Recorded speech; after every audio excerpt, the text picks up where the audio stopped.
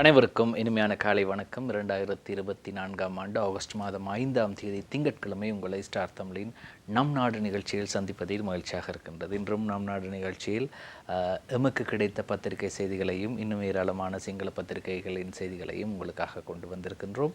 முதலாவதாக இன்றைய வீரகேசரி பத்திரிகையின் பிரதான தலைப்புச் செய்தியை பார்க்கலாம். சஜித்துக்கு மூக ஆதரவு, கட்சியின் உயர்பீட கூட்டத்தில் ஏகமனதாக தீர்மானம்.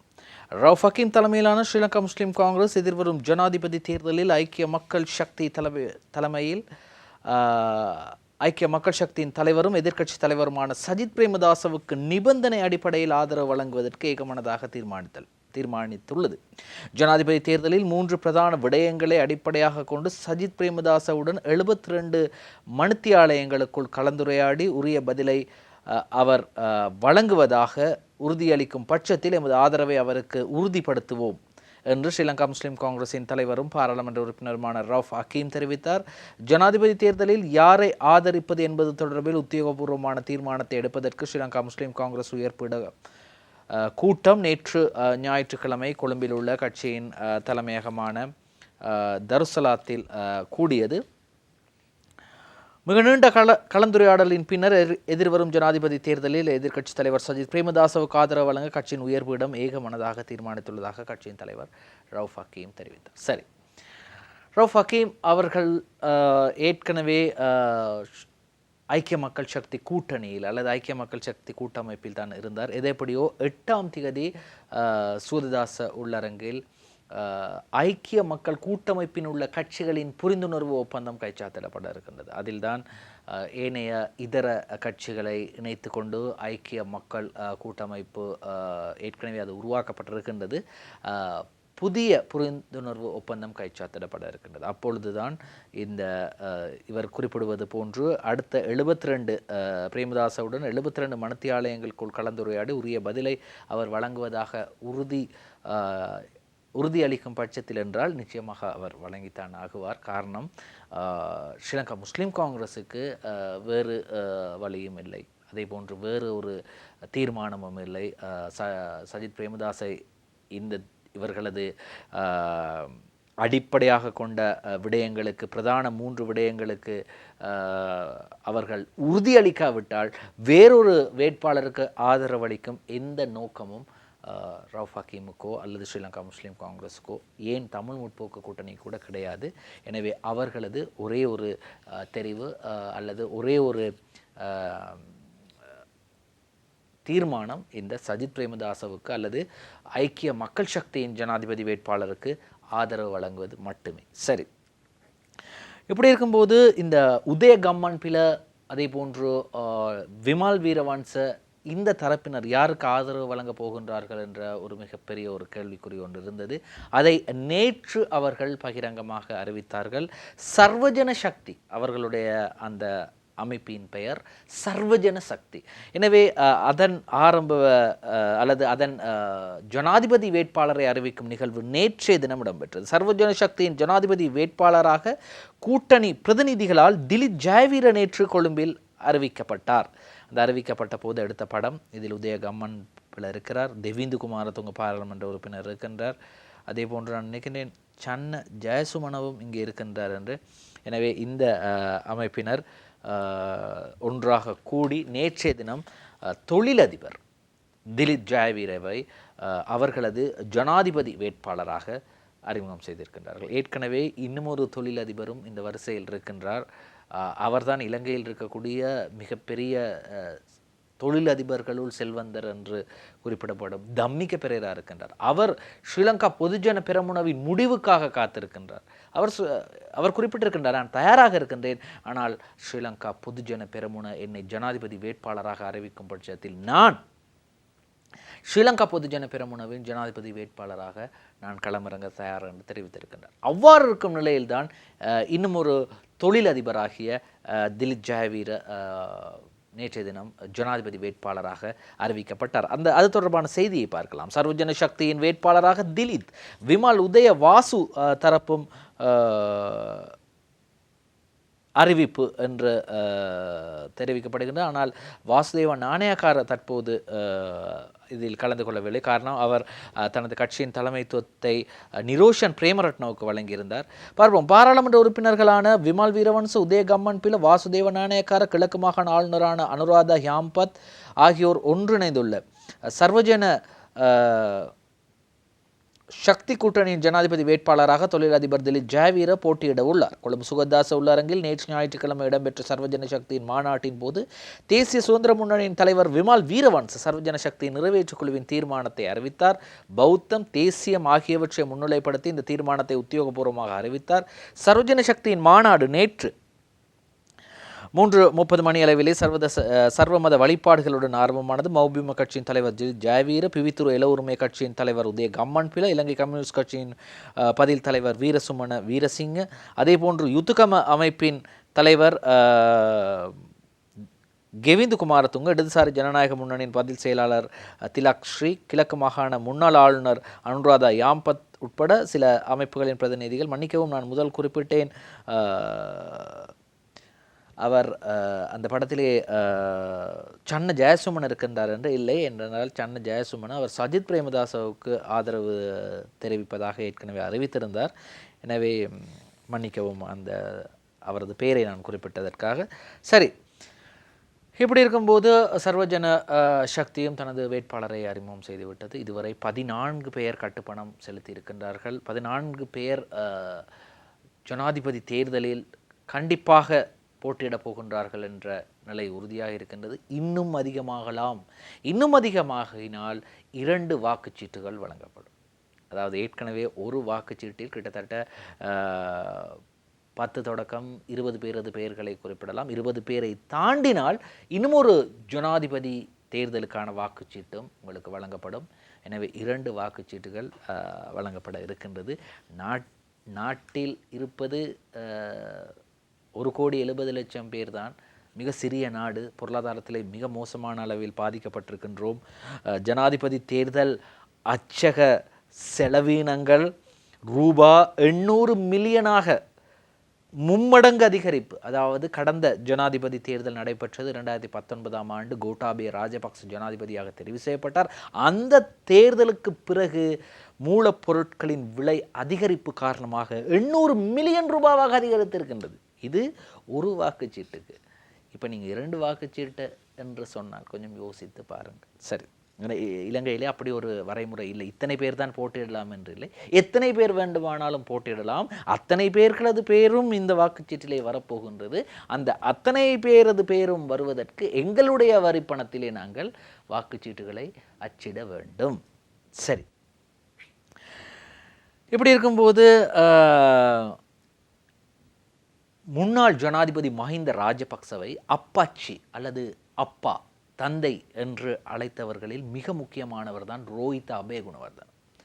இந்த ரோஹித அபேகுணவர்தன கடந்த ஒரு மாதத்திற்கு முன் ஸ்ரீலங்கா பொதுஜன பெரமுனவின் கெந்தவும் கரு என்றால் ஏற்பாட்டாளர், அழைப்பாளராக தெரிவு செய்யப்பட்டார். அதாவது ஏற்கனவே ஸ்ரீலங்கா பொதுஜன பெரமுனவின் தேசிய அமைப்பாளராக நாமல் ராஜபக்ச தெரிவு செய்யப்பட்டார். அதனோடு இந்த ரோஹித் அபேகுணவர்தனவுக்கு ஏதாவது ஒரு பதவி கட்சியிலே வழங்க வேண்டும் என்பதற்காக அவருக்கு அழைப்பாளர், ஏற்பாட்டாளர், கெந்தவும் கரு பதவி வழங்கப்பட்டது.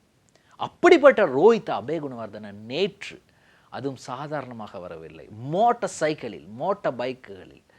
மோட்டார் சைக்கிள்கள் கிட்டத்தட்ட அவருடன் சேர்ந்து 100 மோட்டார் சைக்கிள்களோடு சேர்ந்து ஒரு கூட்டமாக தனது முடிவை நேற்று மாற்றிக்கொண்டார். இதுவரை தனது தந்தை என்று அறிவித்த மஹிந்த ராஜபக்சவின் மொட்டு கட்சியின் வேட்பாளருக்கு அவர் ஆதரவளிக்கப் போவதில்லை என்றும் அவர் ஜனாதிபதி ரணில் விக்ரமசிங்கவுக்கு ஆதரவளிக்கப் போவதாக நேற்றைய தினம் உறுதிப்படுத்தினார். ஜனாதிபதி ரணிலுக்கு ஆதரவு வழங்குவேன், ரோஹித் அபேகுணவர்தன எம்பி அறிவிப்பு. மக்கள் விடுதலை முன்னணியும் ஐக்கிய மக்கள் சக்தியும் எமது அரசியல் எதிரிகள், இவர்களிடம் செல்ல முடியாது. ஆகவே ஜனாதிபதி ரணில் விக்ரமசிங்கவுக்கு ஆதரவு வழங்க தீர்மானித்துள்ளேன் என பொதுஜன பெரமுனவின் ஒருங்கிணைப்பாளர் ரோஹித் அபேகுணவர்தன தெரிவித்தார். களுத்துறையில் நேற்று இடம்பெற்ற பொதுஜன பெரமுனவின் தொகுதி அமைப்பாளர் கூட்டத்தில் உரையாற்றும் போதுதான் ரோஹித் அபேகுணவர்தன இவ்வாறு தெரிவிக்கின்றார். அரசியலில் நெடுநாள் எதிரியும் கிடையாது, நண்பனும் கிடையாது என்பார்கள். மாறுபட்ட அரசியல் கொள்கையுடன் ஐக்கிய தேசிய கட்சியின் தலைவர் ரணில் விக்ரமசிங்கவை நாட்டுக்காக ஜனாதிபதியாக்கினோம். பொருளாதாரம் மற்றும் அரசியல் நெருக்கடிக்கு தீர்வு காண்பதற்கு கட்சி என்ற ரீதியில் அவருக்கு முழுமையான ஆதரவு வழங்கினோம் என்றும் ரோஹித் அபேகுணவர்தன சொல்றார். அவர் சொல்கின்றார், மகே அம்மா கியூவா, என்னுடைய அம்மா சொன்னார். என்ன சொன்னார் அவருடைய அம்மா? 2015ஆம் ஆண்டு மஹிந்த ராஜபக்சவுக்கு ஆதரவாக செயற்பட சொன்னார். அதே என்னுடைய தாய் இன்று 2024ஆம் ஆண்டு சொல்கின்றார், ரணில் விக்ரமசிங்கவுக்கு ஆதரவு வழங்கல் என்று. என்னுடைய அம்மாவின் பேச்சை, என்னுடைய அம்மாவின் வார்த்தையை, தாய் சொல்லை தட்டாத பிள்ளை. ரோஹித் அபேகுணவர்தன நேற்றைய தினம் முடிவெடுத்தார் ரணில் விக்ரமசிங்கவுக்கு ஆதரவு வழங்குவதாக. நான் ரணில் விக்ரமசிங்கவுக்கு ஆதரவு வழங்குவதற்காக என்னை மஹிந்த ராஜபக்சவின் அப்பா, என் அப்பா மஹிந்த ராஜபக்ச தான் என்பதை நான் மாற்றவில்லை. எப்பொழுதும் என்னுடைய தந்தை மஹிந்த ராஜபக்ச தான் என்று சொல்கின்றார். சரி, இப்படி இருக்கும்போது இப்பொழுது களுத்துறை மாவட்டத்தின் ஸ்ரீலங்கா பொதுஜன பெரமுனவின் தலைவர் ரோஹித் அபேகுணவர்தனது ஆதரவு ரணில் விக்ரமசிங்க ஜனாதிபதிக்கு சென்று விட்டது. அப்படி என்றால் கம்பஹா மாவட்டம் பிரசன்ன ரணதுங்க, அனுராதபுரம் மாவட்டம் SM சந்திரசேன, காலி மாவட்டம் ரமேஷ் பத்திரன, மாத்தறை மாவட்டம் காஞ்சன விஜயசேகர, இந்த 4 பேர் அது இதுவரைக்கும் இந்த பெயர் பட்டியலில் ரோஹித் அபேகுணவர்தனவை இன்னும் சேர்க்கவில்லை. ஆனால் இவர்கள், நான் குறிப்பிட்ட இந்த 4 பேரது பதவியும் பறிப்போய்விட்டது. அதாவது மாவட்ட தலைவர் பதவிகள் பறிப்போய்விட்டது. பிரசன்ன சந்திரசேன, ரமேஷ் பத்திரன, காஞ்சன நீக்கம், புதியவர்கள் நியமனம், பொதுஜன பெரமுன அதிரடி நடவடிக்கை. ஜனாதிபதி ரணில் விக்ரமசிங்கவுக்கு ஆதரவு வழங்குவதாக அறிவித்துள்ள பொதுஜன பெரமுனவின் பாராளுமன்ற உறுப்பினர்களான பிரசன்ன ரணதுங்க, SM சந்திரசேன, வைத்தியர் ரமேஷ் பத்திரன, காஞ்சன விஜயசேகர 3 கேபினெட் அமைச்சர்கள் இருக்கிறார்கள். ஆகியோர் மாவட்ட குழு தலைவர் பதவியிலிருந்து நீக்கப்பட்டுள்ளார்கள். கட்சி நிறைவேற்று குழுவின் தீர்மானத்துக்கு எதிராக செயற்படும் உறுப்பினர்களுக்கு எதிராக ஒழுக்காற்று நடவடிக்கை எடுக்கப்படும் என்று பொதுஜன பெரமுன அறிவித்துள்ள பின்னணியில் மாவட்ட குழு தலைவர் பதவிகளில் மாற்றம் ஏற்பட்டுள்ளது என்றும், இதற்கமே கம்பஹா மாவட்ட குழு தலைவராக பதவி வைத்த வீடமைப்பு மற்றும் நகர அபிவிருத்தி அமைச்சர் பிரசன்ன ரணதுங்க பதவியிலிருந்து நீக்கப்பட்டுள்ளார்.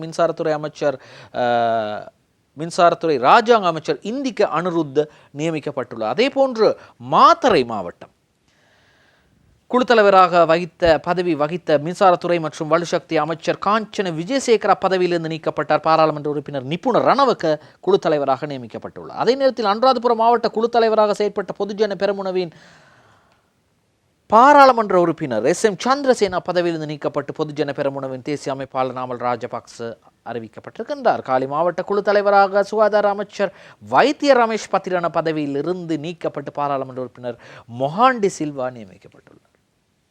இது மட்டும் இல்லாமல் ஜனாதிபதி ரணில் விக்ரமசிங்கவுக்கு ஆதரவு வழங்குவதாக கூறிய பியால் நிஷாந்த் ராஜாங்க அமைச்சருக்கு சாகர காரியவசம் கையொப்பமிட்ட ஒரு கடிதம் நேற்று கிடைத்திருக்கின்றது. உங்களுக்கு எதிராக ஒழுக்காற்று நடவடிக்கை எடுக்கப்படும், விரைவில் அந்த விசாரணைக்கு தயாராகுங்கள் என்று அவர் அந்த கடிதத்தை தூக்கி காட்டுகிறார். நீ பலாண்டு டேவலா தீயனவா, இங்கே பாருங்கள், எனக்கு கடிதம் அனுப்பியிருக்கின்றார்கள், என்னை பதவியிலிருந்து எனக்கு எதிராக ஒழுக்காற்று நடவடிக்கை எடுக்கப் போகின்றார்களாம், ஞாபகம் வைத்துக் கொள்ளுங்கள், உங்களது விளையாட்டுக்கள், உங்களது லீலைகள் எல்லாம் என்னிடம் இருக்கின்றது, நான் தேவையான நேரத்தில் அதை அம்பலப்படுத்துவேன் என்று பியால் நிஷாந்த் எச்சரிக்கை விடுக்கிறார் சாகர காரியவசத்திற்கு. சரி, இப்படி இருக்கும்போது இன்னும் ஒரு செய்தி, இந்த திருகோணமலை மாவட்ட சட்டத்தரணிகள் ஒரு முடிவை எடுத்திருக்கின்றார்கள். என்ன முடிவு? திருமலை மாவட்ட சட்டத்தரணிகள் சங்கத்தின் ஆதரவு ஜனாதிபதிக்கு. ஜனாதிபதி ரணில் விக்ரமசிங்கவுக்கு திருகோணமலை மாவட்ட சட்டத்தரணிகள் சங்கத்தினருக்கும் இடையிலான சந்திப்பு நேற்று காலை திருகோணமலையில் இடம்பெற்றது. இதன்போது எதிர்வரும் ஜனாதிபதி தேர்தலில் ஜனாதிபதி ரணில் விக்ரமசிங்கவின் வெற்றியை உறுதிப்படுத்துவதற்கு தாம் அர்ப்பணிப்புடன் செயற்படுவதாக உறுதியளித்த சட்டத்தரணிகள் சங்கம் 2 வருட குறுகிய காலத்தில் நாட்டின் பொருளாதார தரத்தை ஸ்திரப்படுத்துவதற்கு ஜனாதிபதி மேற்கொண்ட அர்ப்பணிப்பை பாராட்டியது. சரி, அவர்கள் அப்படி பாராட்டி இருக்கின்றார்கள் ஜனாதிபதியின் அந்த அர்ப்பணிப்பை. சரி, அதற்கு முதல் இந்த பிரசன்ன ரணதுங்க, அதே போன்று SM சந்திரசேன, ரமேஷ் பத்திரன் ஆகியோர் நீக்கப்பட்டார்கள் தானே. இது போன்ற தவறான தீர்மானங்களை நீங்கள் நிறுத்தாவிடின் சாகர காரியவசம் மாத்திரமே கட்சியில் எஞ்சுவார். தவறான தீர்மானத்தை திருத்தாவிடின் சாகர மாத்திரமே கட்சியில் எஞ்சுவார். பதவியை நீக்கினாலும் எமது நிலைப்பாட்டில் மாற்றமில்லை. அமைச்சர் காஞ்சன விஜயசேகர. எம்மை பதவியிலிருந்து நீக்கினாலும் ஒழுக்காற்று நடவடிக்கை எடுத்தாலும் எமது நிலைப்பாட்டை மாற்றிக்கொள்ளப் போவதில்லை. அரசியல் அனுபவமற்ற கோட்டாபய ராஜபக்சவை ஜனாதிபதியாக்கியது தவறு என்று குற்றம் சாட்டப்பட்ட போது அரசியல் தகமையற்ற தம்மிக பெரேராவை எவ்வாறு ஜனாதிபதி வேட்பாளராக அறிவிக்க முடியும்? தவறான தீர்மானத்தை திருத்திக் கொள்ளாவிடின் சாகர காரியவசம் மட்டுமே கட்சியில் மிகுதியாவார் என மின்சாரத்துறை வலுசக்தி அமைச்சர் காஞ்சன விஜயசேகர தெரிவித்தார். அதேபோன்று ஹர்ஷடி சில்வா தெரிவிக்கின்றார், முக்கோண போர் 4 முனை போராக விரைவில் மாறலாம். எதிர்க்கட்சி எம்பி ஹர்ஷடி சில்வா, நாம் எப்போதும் எமக்குள்ள சவால் சக்தி தொடர்பில் சிந்திக்க வேண்டும். தற்போது உள்ள முக்கோண போர் எதிர்காலத்தில் 4 முனை போராக மாறலாம். எமக்கு சவால் உள்ளது. இந்த சவாலை வெற்றி கொள்ள நாம் கடுமையாக உழைக்க வேண்டும் என ஐக்கிய மக்கள் சக்தியின் பாராளுமன்ற உறுப்பினர் ஹர்ஷடி சில்வா தெரிவிக்கின்றார். பல்வேறு கருத்து கணிப்புகளுக்கு அமைய நாமே முன்னிலையில் இருக்கின்றோம். சவாலுக்கு மத்தியிலே இலக்கை அடைய வேண்டியிருக்கின்றது என்றும் அவர் தெரிவித்திருக்கின்றார். நாம் வெற்றி பெற்று விட்டோம் என நினைக்கக்கூடாது. நாம் எப்போதும் எமக்குள்ள சவால் சக்தி தொடர்பில் சிந்திக்க வேண்டும். ஒருபுறம் ரணில் விக்ரமசிங்கே இருக்கிறார், மறுபுறம் அனுரகுமார உள்ளார். தம்மிக பெரேரா உள்ளிட்ட யாராவது அந்த பக்கத்திலிருந்து போட்டியிடலாம். அப்போது தற்போது உள்ள முக்கோண போர் 4 முனை போராக மாறலாம். எந்த வேளையிலும் நமக்கு சவால் உள்ளது என்றும் தனது கட்சியின் ஆதரவாளர்களுக்கு அவ்வாறு கூறுகிறார் ஹர்ஷடி சில்வா. சரி, இன்னும் ஏராளமான செய்திகள் இருக்கின்றது. அவற்றை பார்ப்பதற்கு முதல் ஸ்டார் தமிழின் நம் நாடு நிகழ்ச்சியில் ஒரு சிறு விளம்பர இடைவேளை. நம் நாடு தொடர்கிறது. இந்த 2022ஆம் ஆண்டு யாராவது இந்த பிரதமர் பதவியை பொறுப்பெடுங்கள், நாட்டை காப்பாற்ற வேண்டும் என்று கூறிய போது யாருமே வரவில்லை. அப்படி வராத அல்லது பிரதமர் பதவிக்காக கையேந்திய நாடு உலகில் வேறு எங்காவது இருக்கின்றதா என்ற கேள்வியை ஜனாதிபதி திருகோணமலையில் வைத்து எழுப்பியிருக்கின்றார். பிரதமர் பதவிக்கு கையேந்தி வேறு நாடு உலகில் இருக்க முடியுமா? பிரதமர் பதவிக்கு கையேந்திய வேறு நாடு உலகில் இருக்க முடியுமா? திருகோணமலை கூட்டத்தில் ஜனாதிபதி கேள்வி. எதிர்க்கட்சிகள் வழங்கும் வாக்குறுதிகள் அரசியல் மேடைக்கு ஏற்றதாக இருந்தாலும் அவற்றை நடைமுறைப்படுத்தினால் நாட்டின் பொருளாதாரம் மீண்டும் வீழ்ச்சி அடையும் என ஜனாதிபதி ரணில் விக்ரமசிங்கே தெரிவித்தார். சரி, ஜனாதிபதி அவ்வாறு தெரிவிக்கும் போது இவற்றை பற்றி கதைக்கும் போது 2022ஆம் ஆண்டை பற்றி கதைக்கும் போது இந்த பாராளுமன்ற உறுப்பினர்கள் அமைச்சர்களது வீடுகள் எரிக்கப்பட்டதையும் மறந்துவிட முடியாது. எனவே SM சந்திரசேன சொல்கின்றார், நாமல் தரப்பினரின் தவறால் எமது வீடுகள் தீக்கிரையாகின. SM சந்திரசேன கடும் அதிருப்தி. நாமல் ராஜபக்ச உட்பட ஒரு தரப்பினர் 2022ஆம் ஆண்டு மே மாதம் 9ஆம் தேதி செய்த தவறால் எமது வீடுகள் தீக்கிரையாக்கப்பட்டன. இவர்கள் தவறு செய்ய நாங்கள் தண்டனை அனுபவித்தோம். இவ்வாறானவர்களுடன் அரசியல் செய்வதை விட தற்போது எடுத்துள்ள தீர்மானம் சிறந்ததாக உள்ளது என பொதுஜன பெரமுனவின் பாராளுமன்ற உறுப்பினர் SM சந்திரசேன தெரிவித்தார். அனுராதபுரம் பகுதியில் நேற்று இடம்பெற்ற நிகழ்வில் கலந்து கொண்டு உரையாற்றுகையில் மேற்கண்டவாறு குறிப்பிட்டார். எனவே நாமல் தரப்பினரின் தவறால் எமது வீடுகள் தீக்கிரையாகின என்று SM சந்திரசேன கூறினார். அது மட்டுமில்லாமல் அத்துக்குரல என்ற பாராளுமன்ற உறுப்பினரும் அடித்து கொலை செய்யப்பட்டார் மக்களால். இப்படியெல்லாம் சம்பவங்கள் நடைபெற்றது. அதையும் அவர் ஞாபகப்படுத்தியிருந்தார். முன்னாள் பாராளுமன்ற உறுப்பினர் அத்துக்குரல் அவர்களது மரணம் தொடர்பாகவும். இப்படி இருக்கும்போது ஒரு போலீஸ் அதிகாரி தன்னுடைய கடமைக்கு தனக்கு வழங்கப்பட்ட துப்பாக்கி எடுத்து கொண்டு வந்து தன்னுடனே கடமையில் இருக்கும் ஒரு போலீஸ் அதிகாரியை, கான்ஸ்டபிளை சுட்டு கொன்றுவிட்டு தனது பக்கத்து வீட்டில் இருக்கக்கூடிய 54 வயதுடைய அம்மாவையும் 17 வயதுடைய மகளையும் துப்பாக்கியால் சுட்டு கொன்றுவிட்டு மீண்டும் வருகிறார். அவர் கடமை புரிந்த போலீஸ் நிலையத்திற்கு வந்து தனது மோட்டார் சைக்கிளை நிறுத்திவிட்டு போலீஸ் நிலையத்திற்கு நேராக முன்பாகவே அவரும் தற்கொலை செய்து கொள்கின்றார், தன்னைத்தானே சுட்டுக்கொண்டு. 3 சுட்டு கொலை செய்த போலீஸ் அதிகாரி தற்கொலை. அம்பார இங்கினியாகலவில் சம்பவம். அம்பார இங்கினியாகலவில் நேற்று அதிகாலை மேற்கொள்ளப்பட்ட துப்பாக்கிச் சூட்டில் போலீஸ் உத்தியோகத்தர் ஒருவர் உட்பட 3 உயிரிழந்துள்ளனர். இவர்கள் மீது துப்பாக்கிச் சூட்டை நடத்தியவர் தன்னைத்தானே சுட்டு கொண்டு தற்கொலை செய்து கொண்டுள்ளார். இவ்வாறான அந்த சம்பவம் நேற்று பரவலாக எல்லா ஊடகங்களிலும் பேசப்பட்டது. இன்றும் கூட அநேகமான சிங்கள பத்திரிகைகளின் பிரதான தலைப்புச் செய்தியாக இந்த செய்தி வந்திருக்கின்றது. விசாரணைகள் தொடர்கின்றது. என்ன காரணம் என்று. ஆனால் இந்த அம்மாவையும் மகளையும் சுட்டு கொண்டதற்கான காரணம் ஏதோ ஒரு நில பிரச்சனை, பக்கத்து வீட்டு பிரச்சனை என்பதற்காகவும், அதே போன்று இந்த போலீஸ் கான்ஸ்டபிளை தன்னோடு கடமையில் இருக்கக்கூடிய தன்னோடு பணிபுரியக்கூடிய போலீஸ் கான்ஸ்டபிளை ஏன் கொன்றார் என்பது தொடர்பாக விசாரணை நடைபெற்று வருகின்றது. ஆனால் தன்னுடைய மனைவிக்கு தொலைபேசி மூலம் அழைப்படுத்தி கூறியிருக்கின்றார், பிள்ளைகள் இருவரையும் கவனமாக பார்த்து கொள்ளுங்கள், வேறு யாரோ செய்த தவறுகளை போலீஸ் நிலையத்தில் என் மீது சுமத்துகிறார்கள் என்ற விடயத்தை தனது மனைவியிடம் தெரிவித்திருக்கின்றார். சரி, இதை எப்படியோ அடுத்ததாக மற்றும் ஒரு செய்தியை பார்க்கின்றோம். ஜனாதிபதி ரணில் விக்ரமசிங்க கூறியிருந்தார், சபாநாயகருக்கு இந்த போலீஸ் அதிபர் விடயம் தொடர்பாக பிரதம நீதியரசரோடு பேசுங்கள் என்று. பிரதம நீதியரசருடன் நான் கலந்துரையாட மாட்டேன், சபாநாயகர் அறிவிப்பு. போலீஸ் அதிபர் விவகாரம் குறித்து பிரதம நீதியரசருடன் கலந்துரையாட போவதில்லை, ஏனெனில் பிரதம நீதியரசருடன் கலந்துரையாடுவதற்கு எவ்விதமான சட்ட அடிப்படைகளும் கிடையாது என சபாநாயகர் மஹிந்தயாப்பா அபேவர்தன தெரிவித்திருக்கின்றார். நான் எதுக்கையா பேசணும், அப்படி பேசுறதற்கான சட்டம் இங்கே இல்லை, ஆகவே நான் பேச மாட்டேன். ஆனால் ஜனாதிபதி சொல்கிறார், எனக்கு தலையிட முடியாது, நான் ஒரு ஜனாதிபதி வேட்பாளராகிட்டேன், ஆகவே எனக்கு தலையிட முடியாது, நீங்கள் தான் தலையிட்டு இதை தீர்த்து வைக்கணும் என்று. இப்படி இருக்கும்போது துரை மதியுகராஜா தனது ஆதரவை ரணில் விக்ரமசிங்கவுக்கு வழங்குவார் என்று எதிர்பார்க்கப்பட்ட போதும் அவர் சஜித் பிரேமதாசவுக்கு வழங்கியிருக்கிறார். ஐக்கிய மக்கள் சக்தி கண்டி மாவட்ட அமைப்பாளராக துரை மதியுகராஜ் ஐக்கிய மக்கள் சக்தியின் அண்மையில் இணைந்து கொண்ட மத்திய மாகாண சபையின் உப தவிசாளராக அவை தலைவராக பதவி வகித்தவரும் இலங்கை தொழிலாளர் காங்கிரசின் சிரேஷ்ட உப தவிசாளருமான துரை மதியுகராஜா ஐக்கிய மக்கள் சக்தியின் கண்டி மாவட்ட அமைப்பாளராக சஜித் பிரேமதாசவால் நியமிக்கப்பட்டார். அதான் இப்போ ஐக்கிய மக்கள் சக்தி. அப்போ நீங்கள் நினைக்கலாம், ஏனையா கண்டி மாவட்டத்தில் வேலுக்குமார் பாராளுமன்ற உறுப்பினர் இருக்கார் தானே என்று. அவர் ஐக்கிய மக்கள் சக்தி கட்சியை சேர்ந்தவர் அல்ல. வேலுக்குமார் தமிழ் முற்போக்கு கூட்டணியை சேர்ந்தவர், ஜனநாயக மக்கள் முன்னணியை சேர்ந்தவர். எனவே வேறொரு கட்சியில் இருப்பவர்களுக்கு அந்த தொகுதியின் அமைப்பாளர் பதவியை தர மாட்டார்கள். ஆகவே தான் துரை மதியுகராஜாவை கண்டி மாவட்ட அமைப்பாளராக நியமித்திருக்கின்றார்கள். சரி, இப்படி இருக்கும்போது எங்களுக்கு மீண்டும் கேஸ் வரிசையில் நிற்க முடியாது, எங்களுக்கு மீண்டும் எரிபொருள் வரிசையில் நிற்க முடியாது, எங்களுக்கு மீண்டும் பால்மா வரிசையில் நிற்க முடியாது. ஆகவே அதுக்கு நாங்கள் என்ன செய்யணும் அப்படின்ட்டு சொல்கிறார். மீண்டும் வரிசையில் நிற்கவே முடியாது. ராஜாங்க அமைச்சர் பியால் நிஷாந்த் அறிவிப்பு. ஒழுக்காற்று நடவடிக்கை எடுக்கப்பட போவதாக தெரிவித்து கடிதங்களை அனுப்பி பயமுறுத்தும் செயற்பாடுகளுக்கு நாம் அஞ்சப்போவதில்லை. வீழ்ச்சியடைந்த தேசத்தை கட்டியெழுப்பிய தலைமைத்துவத்துக்கு மரியாதை கொடுக்கவே ஜனாதிபதி ரணில் விக்ரமசிங்கவுக்கு ஆதரவு வழங்க தீர்மானித்தோம். எம்மால் மீண்டும் வரிசையில் நிற்க முடியாது, மீண்டும் அடிவாங்க முடியாது, தீ வைக்கும் சம்பவங்களுக்கு முகம் கொடுக்க முடியாது என்று கடற்றொழில் ராஜாங்க அமைச்சர் பியால் நிஷாந்த் தெரிவித்தார்.